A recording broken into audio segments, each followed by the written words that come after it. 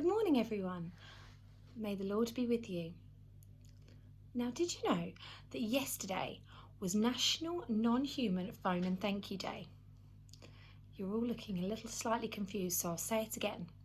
Yesterday was Phone and Thank You Day for non-humans. Now, I'm pleased to say that at Howbridge Junior School, the phones did not stop ringing. And Mrs. Latter from the office has sent me an email with all of the messages that we received. Firstly, I have a message for Mr. Howlett. Your desk phoned to say that even though it's in a state of shock, it wants to say a really big thank you for tidying it up. It hates being messy and it is very grateful. A message for Mr. Harlow. Your toothpaste tube phoned to say thank you very much for putting the lid back on. Apparently you keep forgetting and it's getting very upset. A message from Mrs. Casher from your dog Rocco.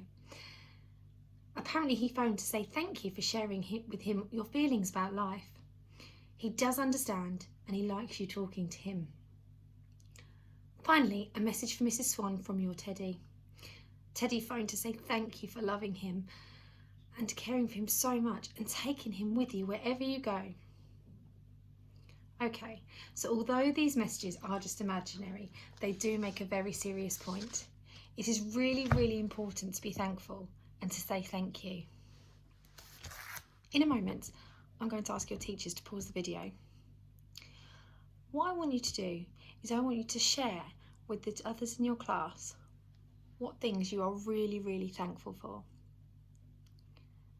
Teachers, pause the video. Now, the idea behind National Non-Human Phone and Thank You Day came from a church minister. He thought of it when he was watering his plants, and this is what he said. I know how much I really appreciate a glass of water, especially when I'm hot. And I felt that my flowers really enjoyed being given a drink, and somehow I imagined them being grateful. Then my mind wandered to the other things that we might want to say thank you if they could speak. We take too much for granted, don't we? When we turn on the tap, we take for granted the clear and refreshing water that is available to us. We have heard of all the countries where there is a water shortage. Imagine if we had to survive the rest of this week with no water to drink, no water to wash with, and being unable to flush the toilets. A child wrote this following poem. I can open my eyes and see. I can open my mouth and say thank you. Thank you for today, for a comfortable bed, hot water, breakfast, clean clothes, my shoes. Thank you for people who care, for milk, for post, the telephone, computers, our car, petrol. Thank you for blue skies, for rain, my dog, flowers in our garden. Thank you for my new friends, for my grandparents. Thank you for reading and writing. Who am I thanking?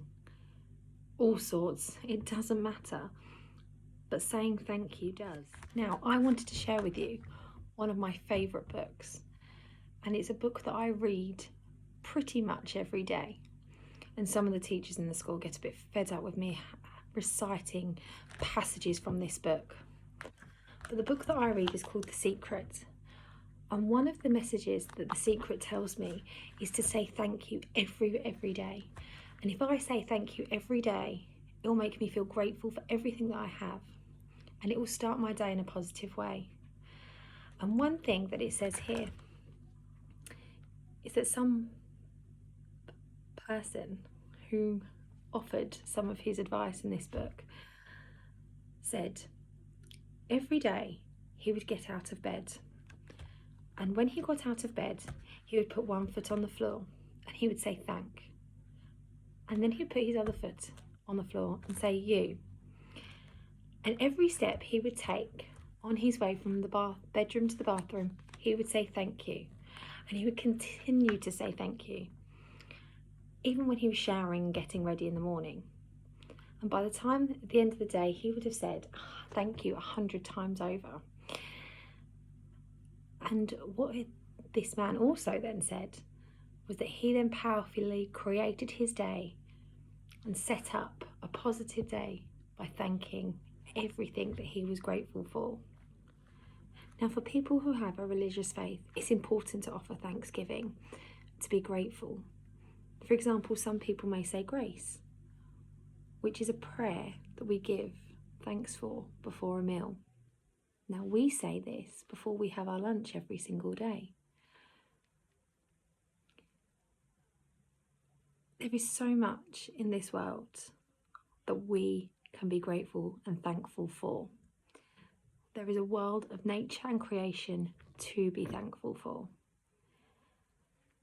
This has been a bit of a very difficult time this year, a time that we have never experienced in our lives. And it's been a time where I know I've been incredibly grateful. Grateful for my family, grateful for my friends, grateful for my health, grateful that I could go out and get some fresh air and go and have a run by the swaying trees and the nice, beautiful spring breeze. Grateful for the wonderful summer that we had. And I'm sure there is a lot that you're thankful for. So let us spend a moment peacefully for reflecting on this. For families and friends, we are thankful. For the beauty of nature, of the world around us, we are thankful. For all the things in life that we often do take for granted, we are thankful. Please help us to be willing to show our thanks, not only in what we say, but also in what we do each day. We are thankful. Amen. Now, I know your teachers work incredibly hard every single day. So if you say at one point today, just the littlest thank you, it will make a big difference to them today. So as you can probably tell, I'm not in school, I'm at home. Aren't we? Going up to bed. So I want you to leave the rest of your day and say thanks, even if it's just the little things. So go out into the world as messengers of love and gratitude. Yeah? Have a great day. See you soon.